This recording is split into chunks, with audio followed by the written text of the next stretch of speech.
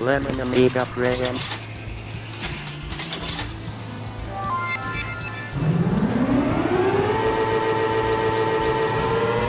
A Play video review. Sit back and enjoy the show.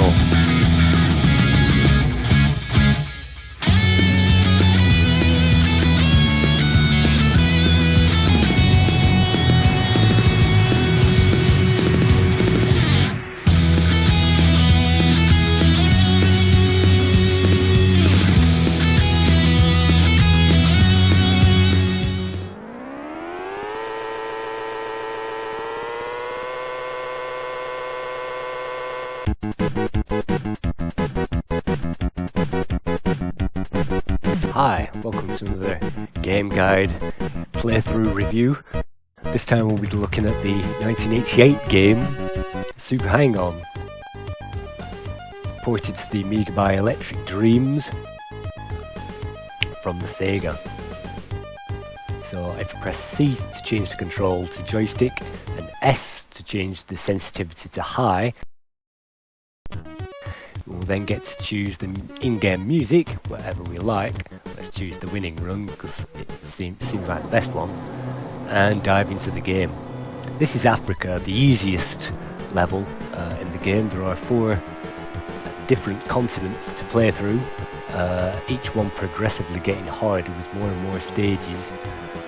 This easy level only has 6 stages, and as you can see it starts off pretty difficult. Some of the bends require preemptive steering and careful braking. If you do pull back on the controller to brake, the character will skid across the track, and if you reach a certain speed limit in the game, you will be able to hold down the fire button to instigate the turbo, which is what you can see at the moment. Though, as I said, some of these bends definitely require slower speeds, so if the player goes off or crashes too many times, you will wreck the time and wreck your chances of getting any further in the game. Every section in the game runs for a certain amount of time. I have 15 seconds left, as you can see at the top centre of the screen, and that time will be recharged by achieving the next checkpoint. And obviously the more time you have going through the checkpoint, the more time you will have to play with over the next one. Sometimes on certain levels you can go really fast and get time back. Sometimes, like on this one, the Birdland course on the easy level, this requires you to drive very slowly, as you can see, preempting all the bends, and this, rather than giving you time, it takes time away. So it all depends. You have to be really fast in the main to get any further on Super Hang-On. If you crash, you will do a Superman dive, which is the good news. The bad news is that will generally write off any chance of completing the stage, never mind the level or that section of the game. So you can't afford to go off. If you touch the back of the players, you might be able to get away with doing that a couple of times, but that's about it. So really the Amiga version really has a tremendously tight time limit. And we'll talk about the layout of the tracks and the sprites and the icons later on. As you can see, this is a player guide, so I will be playing through this game as much as possible. I'm a little rusty, as you can see, but we'll go through tactics and everything else later on. And here we are, we're about to enter the final stage of the easy section in Africa. And by the time you get to this section, really you should have plenty of time to make the game complete. If you have maybe 5-6 seconds, even 1 second going through to the final stage, the game will let you off and help you complete that. Usually the penultimate stage is the hardest on any of the sections. So let's turbo our way through the final section here and make the goal with 8 seconds remaining.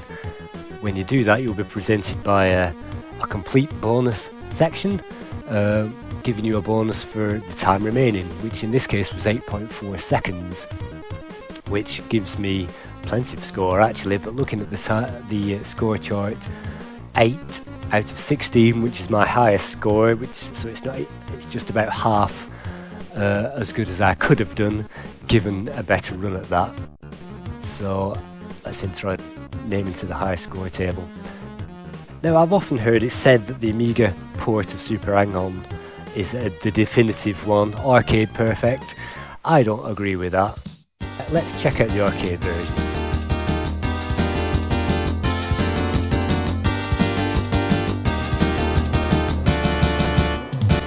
This is the second level of Super Hang-On, the junior level, and as we can see by comparing the arcade to the Amiga, the arcade starts off with a much larger run, the graphics are much larger as well, the bikes, there are obviously many more colours used, and the soundtrack, as you can hear, Winning Run definitely is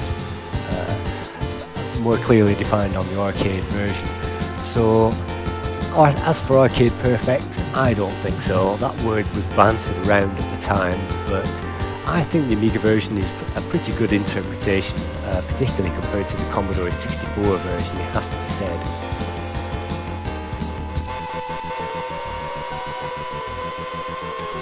And as you can see from that comparison of the arcade version, sometimes the programmers have taken liberties with the actual tracks in this game, which all tend to be pretty similar. There are combinations of bends which each tend to reach the same varying degrees of tightness, and sometimes when you enter a bend you can tell straight away how tight that bend is going to be. There are very few bends which require braking, to be honest. Some tight bends like that one where you have to brake and drag the bike back over the track. That'll lose his time, but again nowhere near as much time as you would do if you crashed the thing. The game does give you plenty of lenience at the side of the track, so you can drag the bike along the side of the track. It will slow the bike down. You have to be pretty foolish actually to write the bike off, but it is entirely possible if you turbo around the wrong bend at the wrong moment. As you can see, that I can turbo around the side of the track there. That bend requires a simple finger off the fire button and a lean in early. You'll find one of those bends on every one of the 4 sections of the game, sometimes twice, but that bend will always appear. So as soon as you see the road veering off there, similar to that, it's a finger off the fire button and then slam back on again. So now we're reaching the halfway stage of stage 5. I suppose this marks the slowest stage on this Asian course, the junior. So again, watch out for the use of the turbo on this level. Take it really easy, preempt all the bends you can do. Maybe try and use the turbo there, but I've had to do a similar amount of braking, so really if I hadn't used the turbo maybe I'd have made more headway, I don't know. But as long as I don't crash. The art of this game is simply weaving in between the drivers as much as possible, and as soon as you've mastered that art, then the game becomes much more easy. To begin with, particularly the green driver will weave in front of you and make life difficult.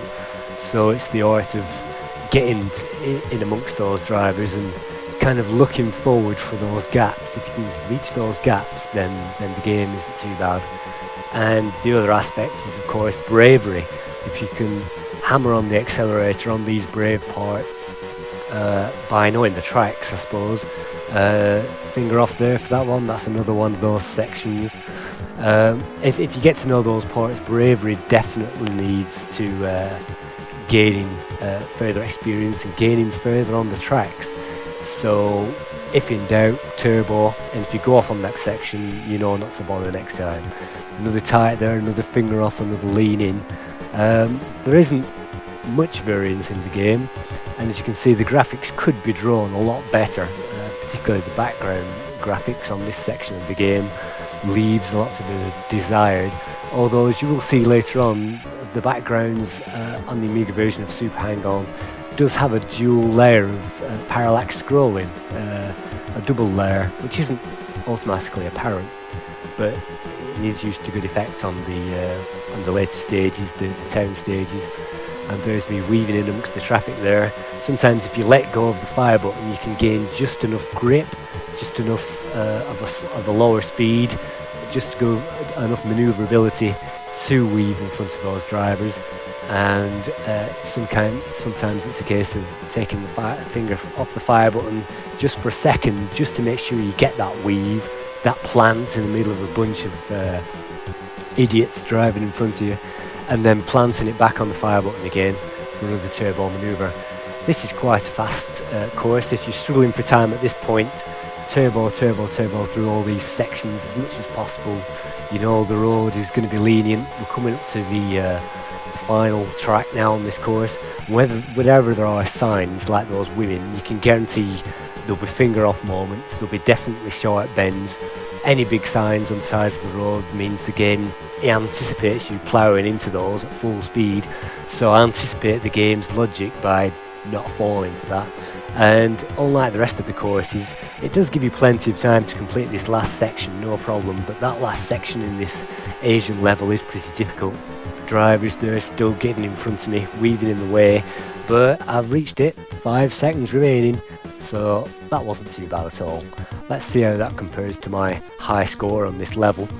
5.3 seconds remaining doesn't sound particularly high. Let's have a look. 6 compared to 8 million points, so not too bad. Let's enter the high score again before we advance onto the semi-pro level, which is the American section of the game, and let's do another graphics comparison to the arcade.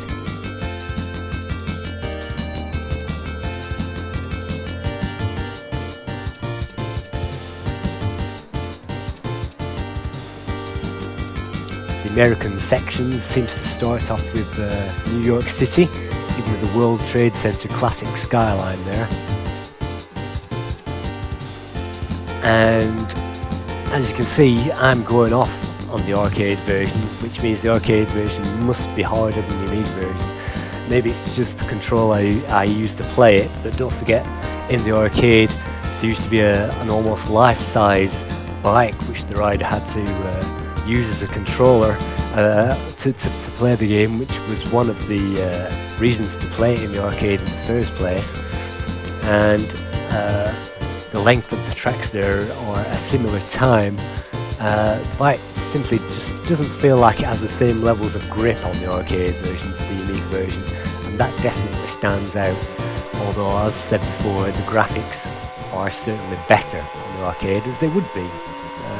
Even though the arcade used the same Motorola processor, similar custom chips, the Amiga isn't custom built for that kind of environment.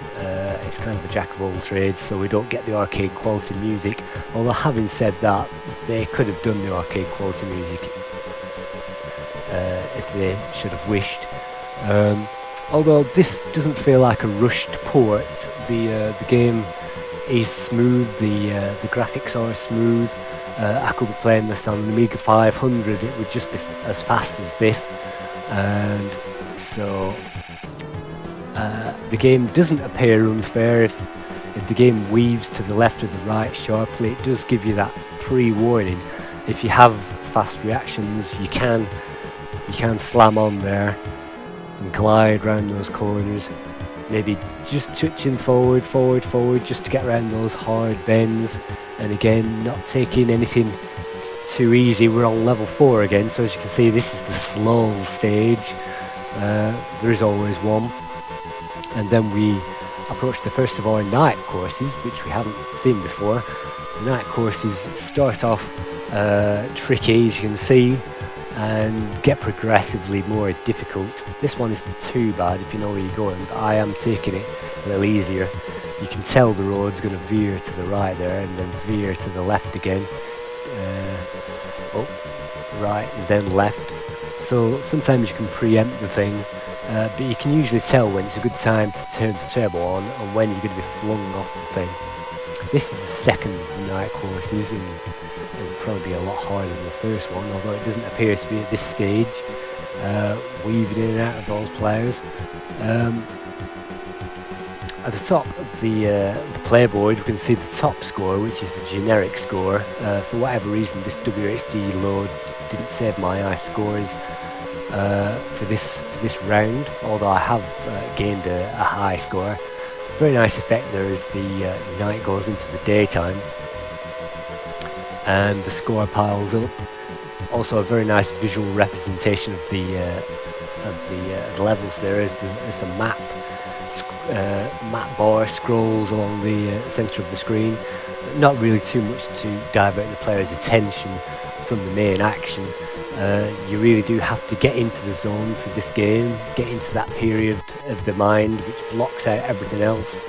And as I say, as long as you don't crash once, maybe if you crash once, maybe on these longer stages you might get away with it, but if you don't crash, you are in line for the goal, for the win.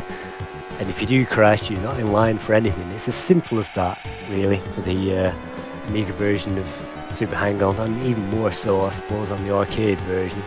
We'll do one more arcade comparison before this review is up, so we'll take a look at that again. We will travel through different landscapes. This is like a white sands. Well, it must be white sands if we're in America. The speed trials. So you will tell that if you are brave, you'll be able to take this part at full speed, full turbo. And even though you don't travel any more quickly with the full turbo on, I really do like the Amiga effect of winding the turbo up and up and up, having that whiny high-pitched turbo sound. Even though you aren't gaining any extra speed by doing that, the hype of the extra whiny turbo does somehow increase the tension when you go in full whack and you're hearing the turbo whining away at full pelt there. Very, very lucky to miss that boulder there. You might get the occasional glitch in the game where the game doesn't memorize you passing through boulders. Usually, I have to say, the game is usually very spot on with its collision detection. It's not very lenient at all. If you're going off, you're going off, and sometimes it can be infuriatingly intolerant on the collision detection. So it's very rare that you can pass straight through items like that. But we're coming to the end of America now. You'll be glad to hear. Running out of things to say. I'm getting quite a hoarse voice, as you might be able to tell. Let's drag the thing back in a braking manoeuvre. It really is good to have a brake which drags you back across the track like that. It may be slow and boring when you get touched by other vehicles and have to brake, have to lean into corners, have to go slow on certain sections, but that's counterbalanced by the bravery you need to travel at full speed on the fast sections. And sometimes on the fast sections the bends might look tougher than they really are. If you do get a break in the traffic, finger off, leaning early, finger back on again. There really is no amount to the fast sections you can get through by doing that. And I know for a fact that if this is definitely a finger off moment. This is a fast bend really, if you take the finger off, but if you don't, and if you get hit by lots of drivers, it's slow. I've been known that other drivers might save my life on this game by hitting me just before a bend, which I would be going too fast for under normal circumstances. They might just knock your kilometres an hour down just enough to survive those difficult bends. But in the main, of course, these are drivers to be avoided, and we are now heading for the final section of this American tour. Maybe Northern Lights there, maybe that's why the night sky is red, I don't know. Again, it's another hard course, it's a slow course just to test your patience there. And again, bends like this requiring braking, tapping on the accelerator, and again you can see there the bend trying desperately to throw me off into those signs. I wasn't for having any of it. Slowly around this last bend, and oh no, I'm not going to make it, but just just made it there on the American tour. So nice scantily clad ladies there to greet me, and a look at the high score table. I don't think that'll be dented with a 1.1 second advantage. I think that's particularly safe. 2 million versus 7.7. Well, that just gives you an idea. And there's only five. I don't get that. There's only 5 difference between the times there. So getting an extra big time does make a difference. Let's head on to the final section of Super Hang-On, the professional level. This time we're in Europe, and let's try and compare those arcade to the Amiga quality stats for a final time. The arcade version is faster. The arcade version is much easier to go off because of the levels of grip. The arcade version doesn't seem to have given me the same amount of time, looking at that time difference there on the map, although that does vary from track to track. I've gone off again there. The Amiga has taken liberties with the tracks. You can't compare track for track, as you can see they are different. There just seem to be more signs and roadside obstacles on the Amiga versions compared to the arcade, particularly when it comes to road signs and things like that. Well, that's me off on the arcade version, so let's hit the Amiga one again. Well worth comparison there for the two. So does the Amiga stand up? Well, playability wise, I'd say yes. I'd say the Amiga compared to the arcade. Maybe the arcade version, maybe it gets a higher score if you're on the bike, but on my controller it actually gets a 7 out of 10 because the bike doesn't feel like it has the same amount of grip. On the Amiga, perhaps even a 9 out of 10 there for the playability. Even though the types of bends do get repetitive, you can tell when a left's going to follow a right, you know, which is going to follow another right, which is going to be another left, you know, you can tell. But even though it's repetitive, the playability is there. That gives the driver the reassurance to throw that bike into bends that they do know well. You can practice on the Amiga version. It gives you that extra confidence. It's not a pushover by any stretch of the imagination. I might look like I'm doing terrific on this, but I'm good at driving games in general, so it's not really a fair comparison. My reaction times will be quicker than the player who doesn't play Formula 1 2010 on the hard mode on the Xbox 360. But given those advantages, it's always practice makes perfect. On every single game, on every single box that you'll ever come across, practice always makes perfect. So I know exactly when to lean in. The only problem is avoiding the other drivers when you're leaning in, and it's also a good idea sometimes to just tap on the brakes and fire back on the accelerator. That won't lose you a tremendous amount of speed. There are varying degrees of brake force on the Amiga version of Super Hang-On. If you pull back quickly and push forward, you might just get enough grip back to slide over to the right side of the track again before powering off into the apparent sunset. If you do hold back for a degree of time, like here, I'm gonna have to pull it over to one side. That instigates the brake lock, and you will then lock your brakes at the same time as veering to the other side of the track. So you can steer tremendous distances across the track by putting yourself into brake lock. Also remembering, of course, not to go too far off into the scenery, otherwise it'll be an off and you've just written off your chances. Touch wood, I haven't managed to go off at the moment, just on this hard level, but no doubt I will do, having played this game already. We're now getting into the Eurozone, and you can expect some of these things at this point in the very long, it has to be said, advanced section. You will expect the tracks to be slow at this point. It doesn't appear apparent, but there's a finger off there. You always know when they're going to come. Finger off and lean, and that should get you through it. Always good to lean right over to the edge, even into the side of the other players, if you can be that confident to get away with it. always anticipating the gaps now by looking directly ahead, looking directly at the horizon, you guessed it, ignoring the foreground, concentrate on the background. You know exactly when you can just pull forward on the controller and drag it around those bends, and when those bends are just too much of a heartache, you really need to slow down and do a full braking manoeuvre, which will waste a lot of time. So it's always a judge there.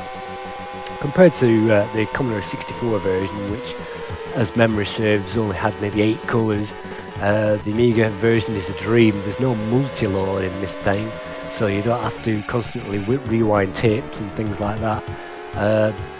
Looking at the ZX Spectrum version again, which was barely 4 colours, maybe the speed's there, but I think the Amiga version gives you the best of all worlds, the best probably compromise between all the conversions.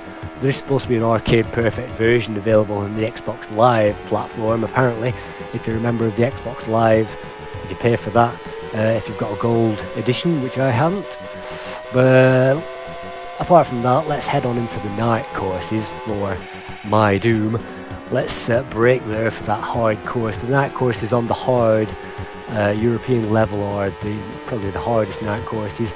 I can try and be brave there and use the turbo and get away with it, weaving amongst the traffic, but you just know there, you can see by the way the bend is bending me off, you can see it's trying to throw me off, and that gives me anticipation that this part of the course is going to be a bit of a pain. You never know what it's going to do. So let's enter the second part and hope it gets in easier, which it won't. I'm braving it on the turbo, anticipating a finger off for that, because, well, I've played this game before, and you can just about get on the power for things like that. This level is full of lampposts and trees, thick with signs. You can tell that bend would have thrown me off if I had the turbo on.